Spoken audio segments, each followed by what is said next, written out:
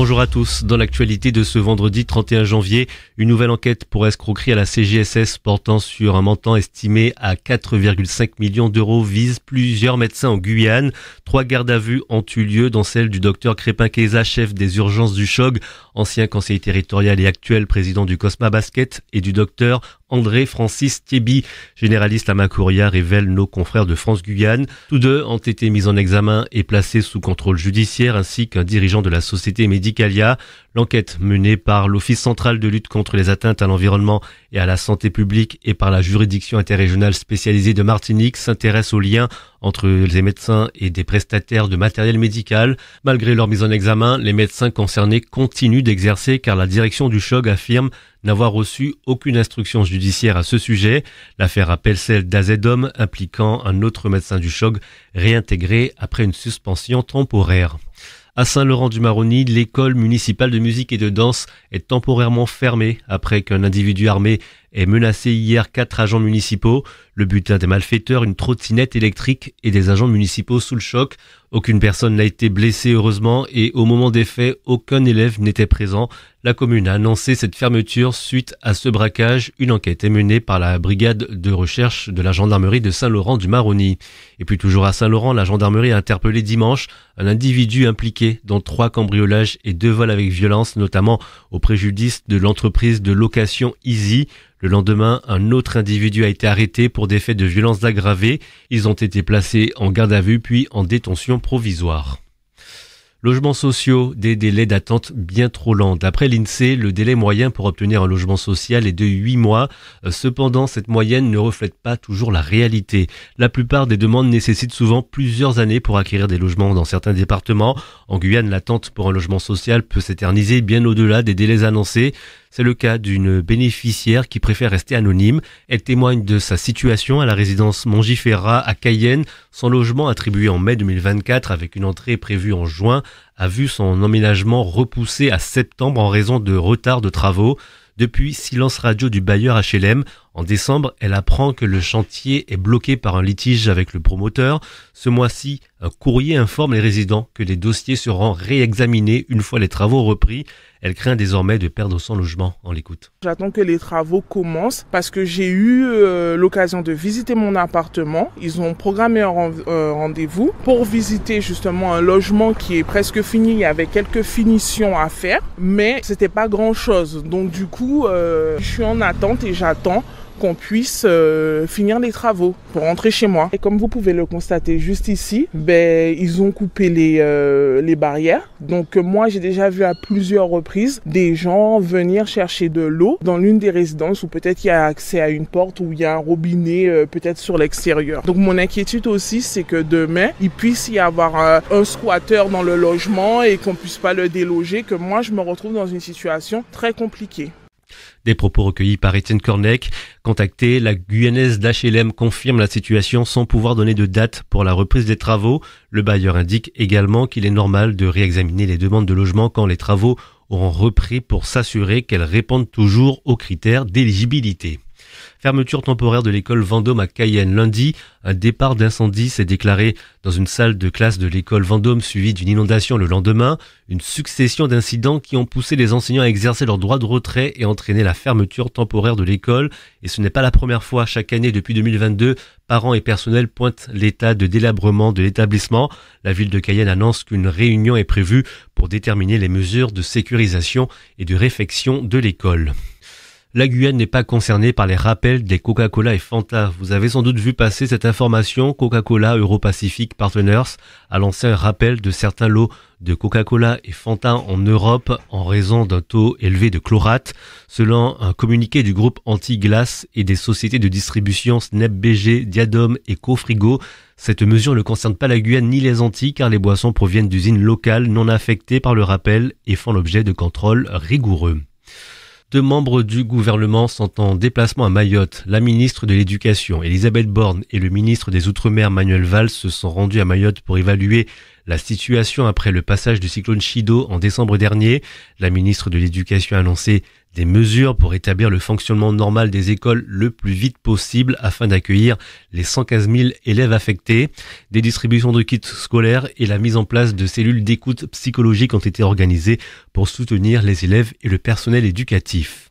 En politique toujours, Édouard Philippe en visite en Guyane la semaine prochaine. L'ancien Premier ministre et chef du parti Horizon effectuera un déplacement en Guyane du 4 au 7 février à l'invitation de François Ringuet, maire de Kourou et représentant d'Horizon sur le territoire. Cette visite intervient dans le cadre de sa tournée nationale en vue de préparer activement ce qu'il appelle son projet massif pour la présidentielle de 2027. Une campagne anticipée pour rassembler ses troupes et trouver des soutiens politiques. Cette visite en Guyane sera l'occasion pour le maire du Havre d'échanger avec les acteurs locaux et de mieux comprendre les enjeux du territoire. Son programme inclut des échanges avec des maires, le préfet et des visites de terrain.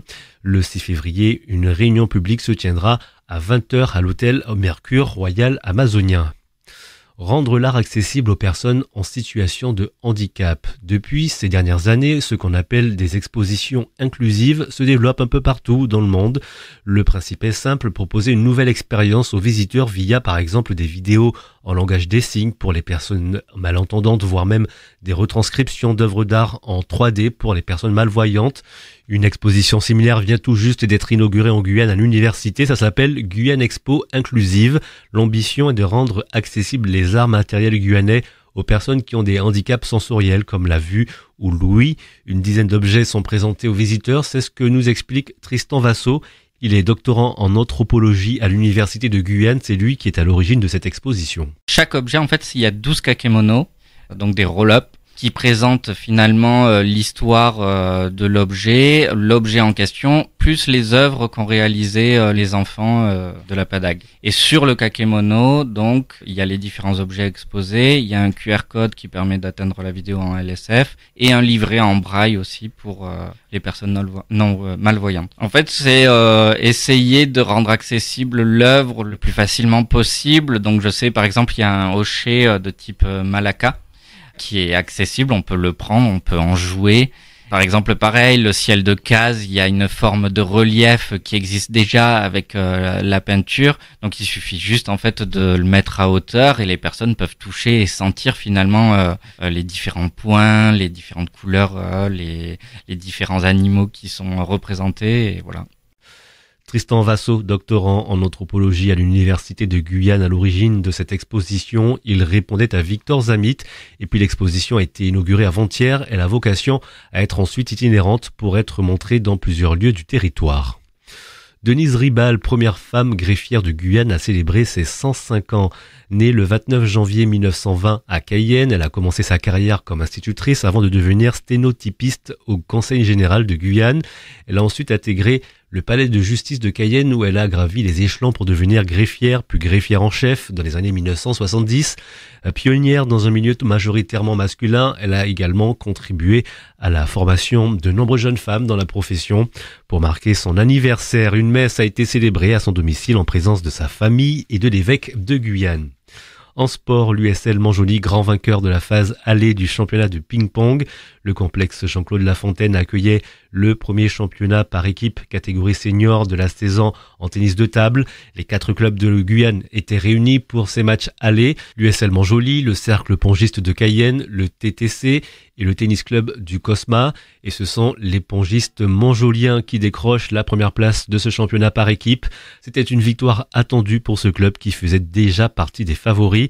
La jeune capitaine de l'équipe, Chalia Lafrontière, se dit fière de son équipe. Pour ma part, les matchs étaient un petit peu complexes puisque les adversaires se battaient vraiment pour chaque point dans chaque set, ce qui était bien.